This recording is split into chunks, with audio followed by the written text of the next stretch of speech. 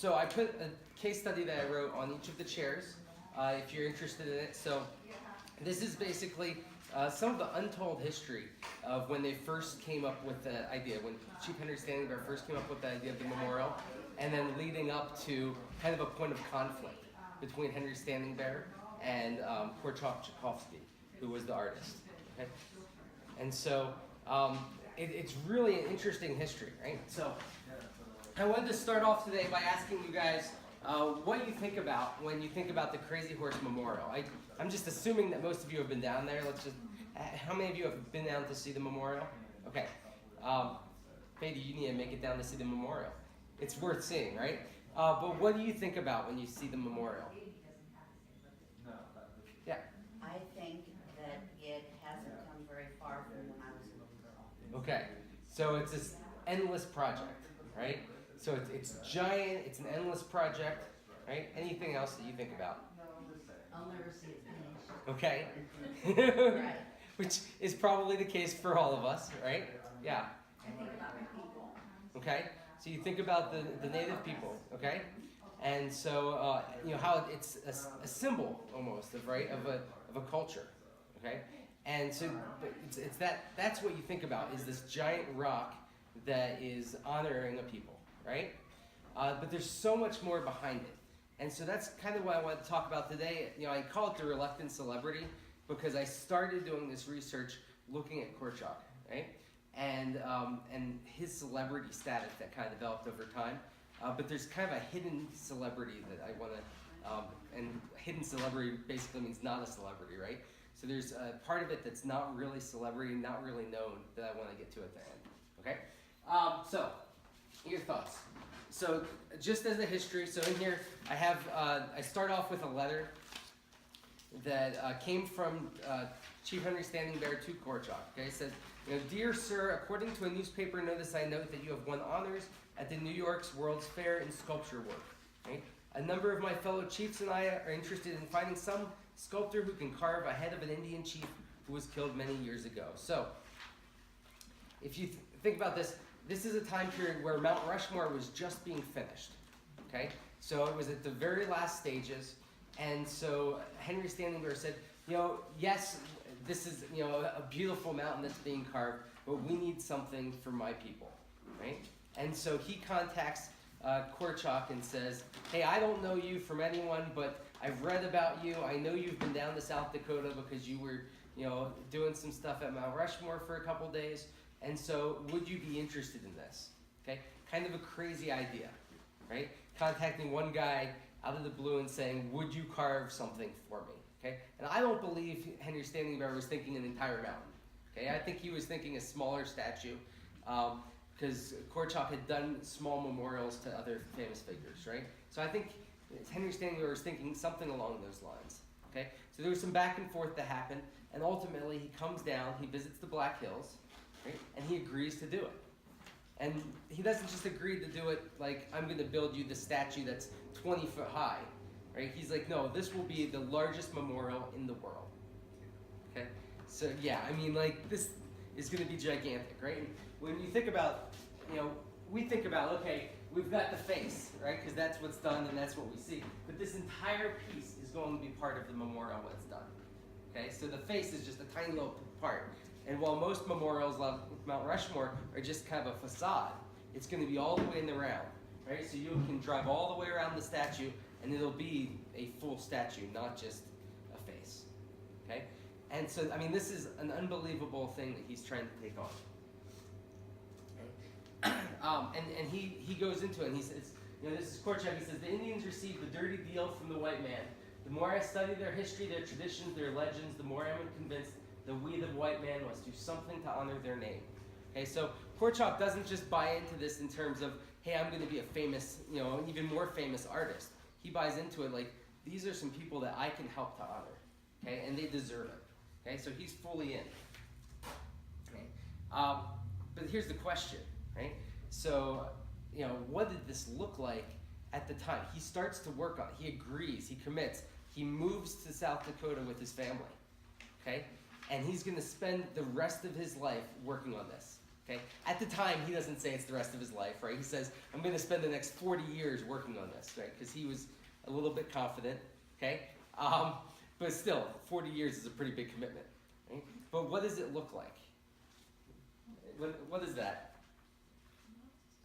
It's a mountain, right? And this is after years and years of work on it, and it looks like just a mountain, okay? With some paint on it. So, I mean, it was basically a mountain with paint, okay? But what did he need to keep this work going? Right? Money, right? So he needs money. And where does money come from? Donations. Okay, donations. And the largest source of donations is tourists, right? So he needs people who want to come and buy into this work and give money, to make it progress. Okay? Are you going to want to pay to go and visit this site and see a mountain that has some paint on it?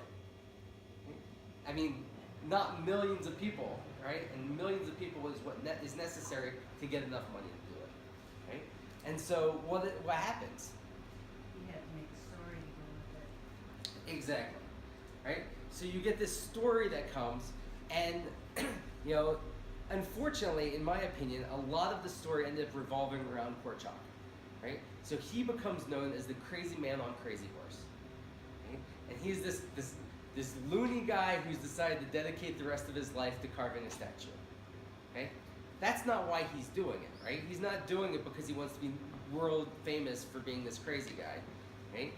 He's doing it because he believes that this type of a memorial is beneficial, to help spread the word about this culture of these people that he's learning to care about.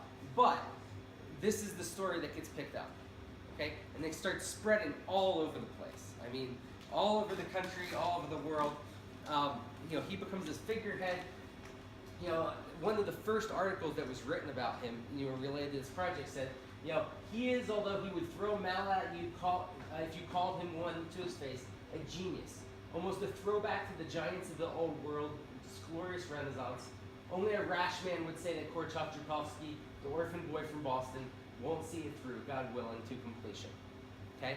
And so he becomes this story, this myth, almost. Right? But that wasn't the point. Right? What happens? Articles in Time Magazine, Life Magazine, The New Yorker, right? Joe Palooka was this, comic strip at the time about this boxer who apparently fought Nazis, right? He's this famous, who knows, right? And Korchak starts appearing in these comic strips all over the country, in 900 newspapers across the country, okay? As this myth of a man. So, along with this, there's controversy that starts cropping up, right? Which is, because that's what happens, right? The newspaper wants to sell papers, and so they start hyping up controversies. So there was this big back and forth controversy between Gutzon Borglum's wife. Borglum is the one who did Mount Rushmore, right? So his wife starts saying these nasty things about Korchak, and he replies back, trying to clarify. Actually, he has his wife reply back, and it goes back and forth. And the newspaper is publishing all this, right? So it's like social media at the time. They're publishing letters to each other in the newspaper, okay? And the paper loves it, right? Because they're selling newspapers, okay? And that's great, but it doesn't help the work. Okay? So this isn't good for Korchak, right? Because now he's getting into limelight more than he wants to be, and it's distracting from what the mission is. Okay? And so he tries to push it off. So he's trying to push off some of the celebrity, especially because people are saying, "Hey, what's this white man doing? He's just taking advantage of the native people." Right? He's coming in here. He's doing like everybody's done before. He's going to try and make money off of the Indians. And they start really harping on it. He's like, "Whoa, this isn't the point." Right? That's exactly the opposite of what he wants to be doing. So obviously they need somebody else to be the figurehead. Okay? The obvious choice is Chief Henry Standing Bear, right? It was his idea. Crazy Horse was his relative, right? And so, okay, let's try and get Standing Bear involved, right? So that's why I say Korchak is reluctant celebrity number one, right? Definitely became the celebrity. Didn't really want it, okay? So it's Standing Bear. Okay? Standing Bear had always said, you know, to newspapers, you know, this idea was conceived by me. I insistently begged the sculptor to study and advise me as to the possibility of a movement to promote the project and for what assistance he might wish me to give, right? So, or wish to give. So, Standing Bear, he took it, he owned it. He said, yes, this was my idea, right? And he would say that to the newspapers. And, which one is that? Oh, and he would, I mean, Korchak would actually have his wife Dorothy at the time try and get Standing Bear more involved, right? We need you here. The project would be better for your presence, right? The principal thing is that you are part of this Crazy Horse Memorial Project, right? She was trying to pull him to be on the site. They actually wanted Standing Bear to live on the location, right? So that he could be the one that everybody saw and could be interacting with the tourists, because guess what? Korchak wanted to be up there on the mountain, you know, blowing stuff up and knocking it with a hammer, right? So they begged Standing Bear to come down. Unfortunately, he also, I'll skip that, he also was somewhat reluctant, okay? And so Standing Bear over and over again had reasons he couldn't be there, many of which, you know, were financial excuses, but I think it also had to do a lot with family. He didn't want to leave his family to go up and be there. And so he said, yeah, I shall try to locate myself in Custer as soon as possible. Over and over he'd say, oh, I'll be there soon, I'll be there soon. I just want you to understand why I've been so helpless at times. So he felt like there was nothing he could do, okay?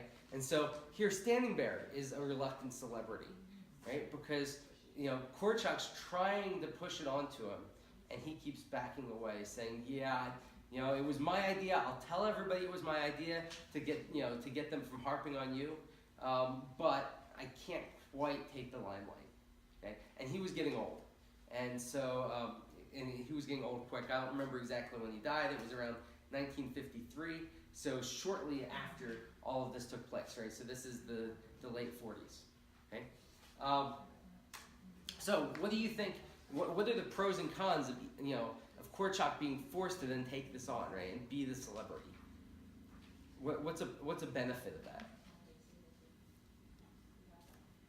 The money that can be brought in. Okay, so it allows him to have control over bringing tourists in, getting money, so they can work the project. Okay, that's a pro. Knows the right people. Okay. More money. Yeah, he knows a lot of wealthy people, which, you know, it's surprising, but he did actually end up spending a lot of the time when he couldn't work on the mountain, traveling around the country just to meet people and try and get those wealthy people to come. Good. What are the cons? What's the negative of Korchak being such a celebrity here? He's taking a lot of his time. Okay, good. The time that he could be spending either building the mountain, or he actually had to work, you know, like normal job type activities, you know, like cutting down trees to sell the lumber so that he could, you know, support his family, right? And mining he did to support his family, and you couldn't do that if he was busy. Yep. It takes away from the point of what he's doing. It starts becoming about him and not about the project. Yeah. And that was a major complaint at the time, and I would guess people still complain about that today, right? Is that they don't really see it as being about the native people, right? They see it about this man, right? And that's not the point. Good. Any other cons you can think of? I think the conflict of having to try to cover all the bases, and he's only one person with a big family. Yeah. You're supposed to be an artist and then an entrepreneur and everything else. I mean, it had to have been difficult at times. Yeah, well, and it definitely took a big strain on his family. You know, so, you know, we all think about him as having this huge family with his second wife, Ruth. At the time here, he was with his first wife, Dorothy, and their marriage couldn't survive it because it was just so completely, you know, took over everything. You know, and that's just how, you know, family was, right? So even though it was the wife, Dorothy, and one child, it was still too all-encompassing for him. Yeah. I just wanted to know if they had children. You just Yeah. answered yes. Yep. Yeah, they had one child, but okay. So the focus became on Korchak, right? And so that was the focus. Okay. So what happens psychologically when we think about celebrity? Okay. So there's a researcher. She was actually a professor of mine, I got my PhD, Violina Rendova, who kind of developed this idea of celebrity status in corporations, okay? And so what happens when the CEO becomes the celebrity, right? Rather than thinking about the business, you think, okay, Steve Jobs, right? Steve Jobs is what makes Apple great, is what you start to think. And then you start attributing everything to that one individual. Okay? And guess what? That one individual ends up attributing everything to themselves as well. And so this is what happens, right? Time and time again, when CEOs get so much celebrity status, everybody says it's that guy, right? He's the reason there was success or failure, right? And then that individual says, yeah, I have this high internal locus of control where I believe that I control what happens and I know I can be successful, right? And so you can see that with Korchak, where he's telling people, yeah, we're cranking along, we'll be done in the next, 25, 30 years, it's not going to be a problem, we can do this, we don't need any federal money, in fact, we won't even touch federal money, but we can get this done because I am awesome and I can do this. That makes sense? And that's what happens with celebrity status, okay? And so this happened, I think, in this case as well. Okay? Another problem that comes after that, how does Standing Bear accept this?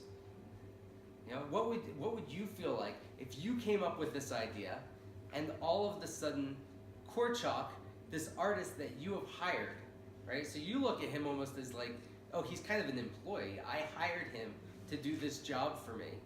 Okay? But now everybody cares about him and doesn't care about my purpose for the project of honoring my ancestor, doesn't care about honoring my people, that all the press cares about is this guy.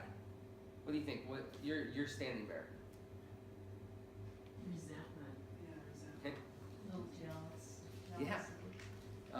Yeah, I think you end up getting jealous, right? And I personally believe Standing Bear had that in him a little bit already because his brother was already kind of famous, and so he probably grew up with this idea of, hey, the fame thing isn't mine, somebody else is always getting it, and now Korchak's having the same thing happen, where Korchak's getting really famous, okay? And so there's this huge conflict that ends up bubbling up.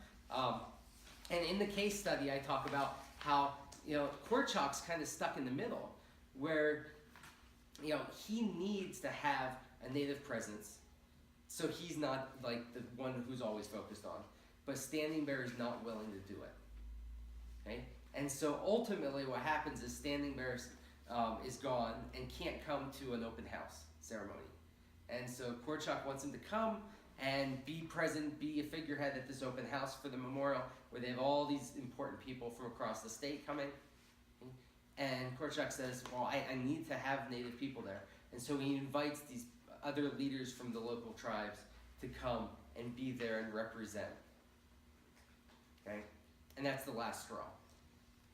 And so it blows up. I include the letter from Standing Bear in the case, and he loses it. And then Korchak, for all his great attributes, has, I think, kind of a blunt way of responding.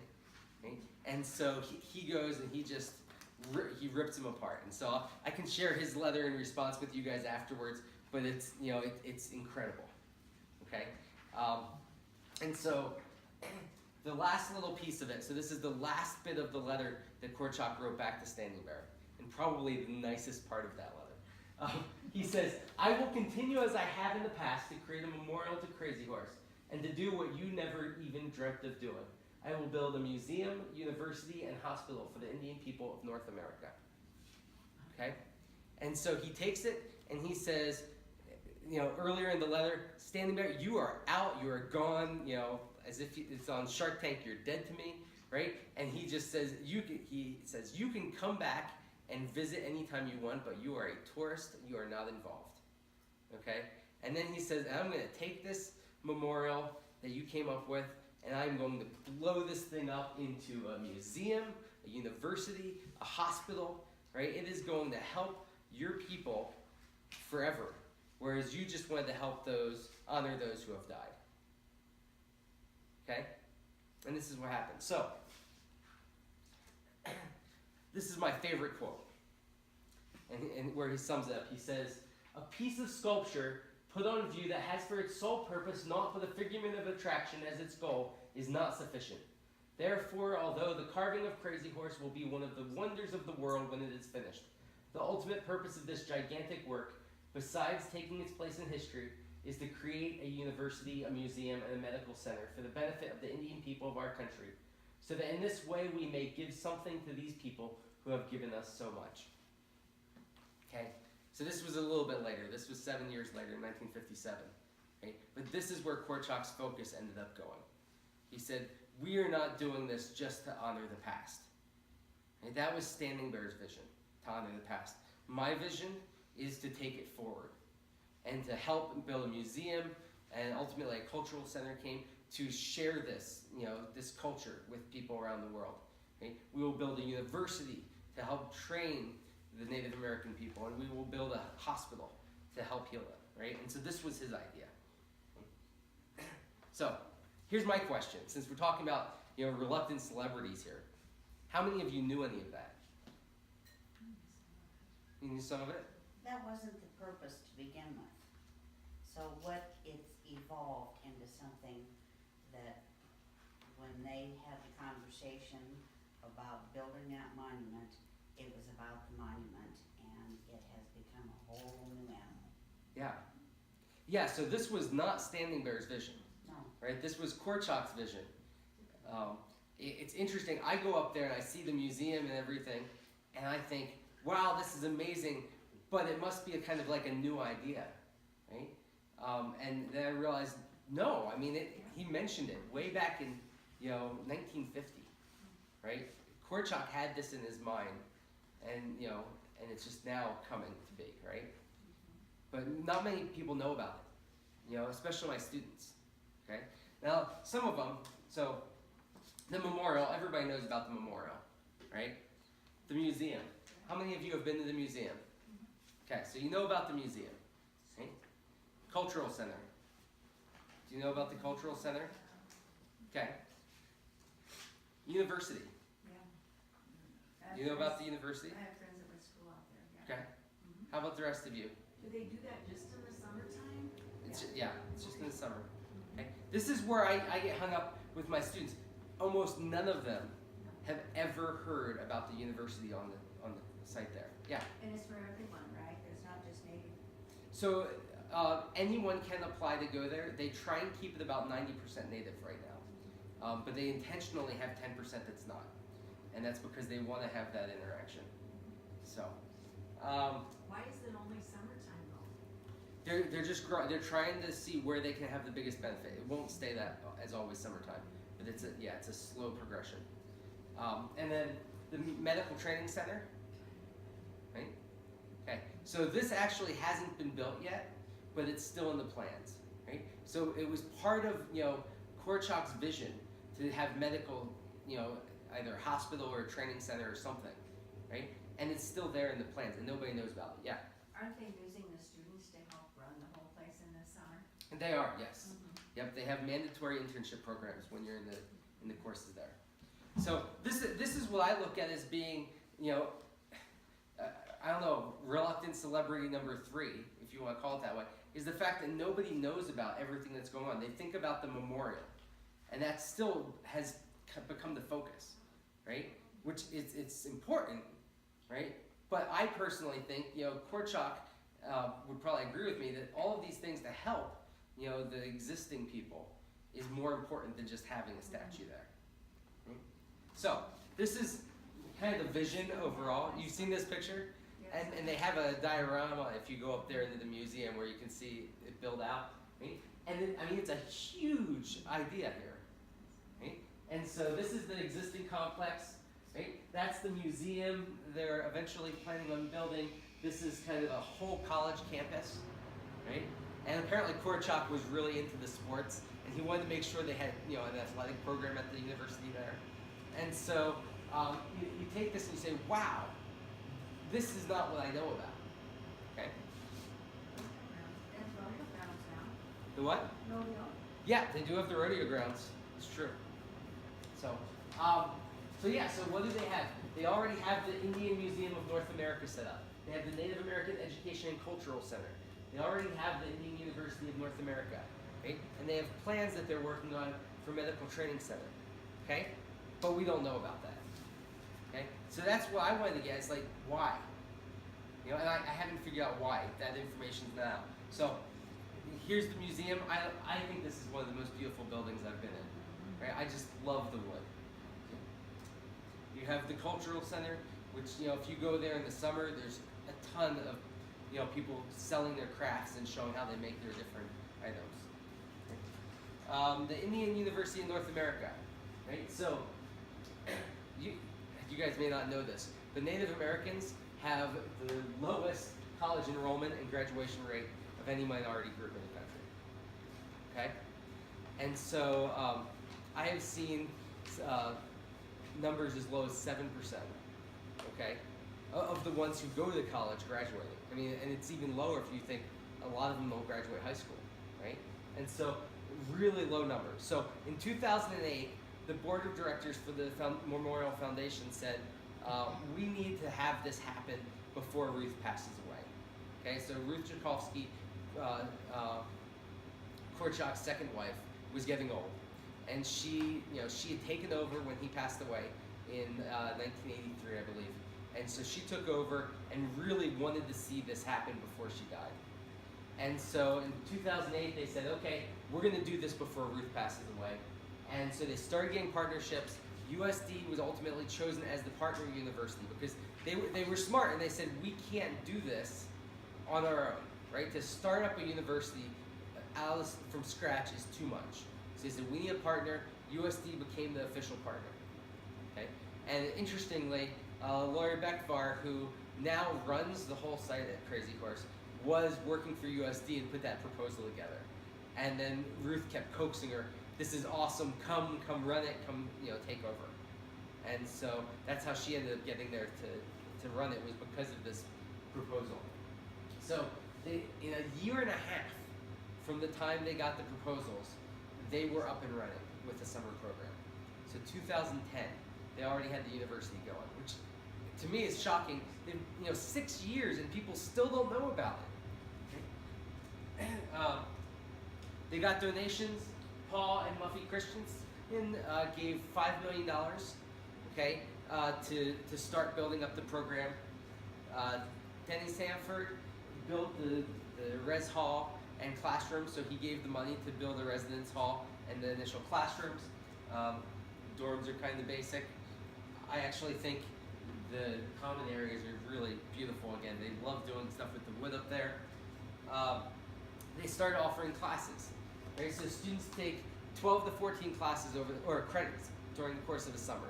Okay, so this includes algebra, speech, Comp 1, right? A college success class. They have an option of taking Introduction to Psychology.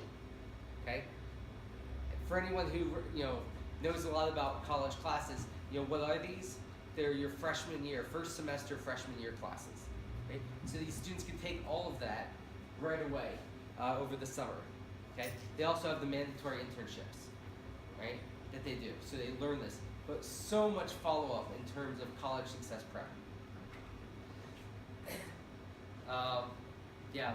Nice computer lab that they can work in, lectures that they can have, tons of advising.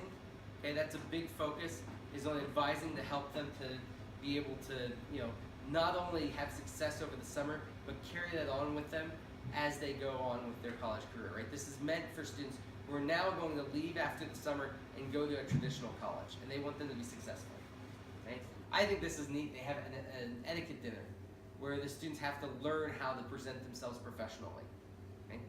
So it's not just about the coursework. It's about becoming a stronger individual who is going to be successful as they go on to college. Okay. That was crazy. Okay. So 2016, this past year, they had 34 participants in the program. Okay. This brings them up to 189 total students who have gone through the summer program, preparing them to go to college. Okay. Their goal for each summer semester is to have 32 freshman students who are getting ready to go into college, right? And then 6 upper level students who come and mainly do internship credits, but also help with the program. Okay, so that's the goal. They want to keep it about 90% native, okay, and then intentionally have another 10% that's not native involved in the program. So far, and this is what I think is unbelievable, 83% of the students they've surveyed who have left the program are either still in college or have graduated. You know, yeah, so you compare that to possibly 7% who, you know, matriculate from college, and you say you can boost that up to like 83% just by giving them this care and, you know, preparing them so that when they get to college full time, they're ready for it. Right? Yeah. Question, when they do the 6 upper level and you talk about the internships, are those internships like in tourism, or I thought this was going to be, when this really got developed, it was gonna be in the medical fields? Yeah, so they're not doing anything medical right now. Okay. Those internships have a lot to do with the museum, and I think it's more like, you know, native studies and learning how to run the museum. There are actually plans in place to have a more museum management type focus, Okay. since they've got those resources.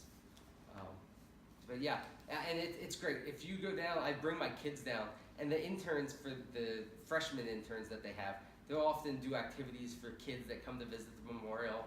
You know, they work in the kitchen, they do, you know, housekeeping maintenance, work in the gift shop, all kinds of different activities that they can do as their internships and float around. Again, it's about developing the skills. So, pretty cool. But yeah, 83%. Like, I can't imagine, you know, if BH could retain 83% of their students, like, I mean, it would be unbelievable, right? And so, you know, this is, you know, obviously a lot of them are still in college and some of them might not finish. But so far, 83% are either still in college or have graduated. So, so here's my big point. Since this is my final slide, I should make my big point. Okay, we think about the Crazy Horse Memorial, and we think, it's a giant mountain that's being carved, and we think Korchak is this crazy guy who decided to carve it. Okay. I hope that you leave here today and that's not what you think of. Right? Hopefully you realize that's just a small part of it. Right? Korchak didn't necessarily want to be the celebrity. It actually was to his detriment in many cases. Right? And the whole memorial is there for a greater purpose. Right? It's for this long-term, you know, I should have put a picture of that whole campus up, right? It's to facilitate this growth into the future, to help the Native people as, you know, the youth come through. The university is going to get bigger. It's going to be able to, you know, assist more students, hopefully transitioning them so they can go on to other universities into life and be successful. And it's really, it's forward-looking. It's not just a memorial to the past. So thank you very much.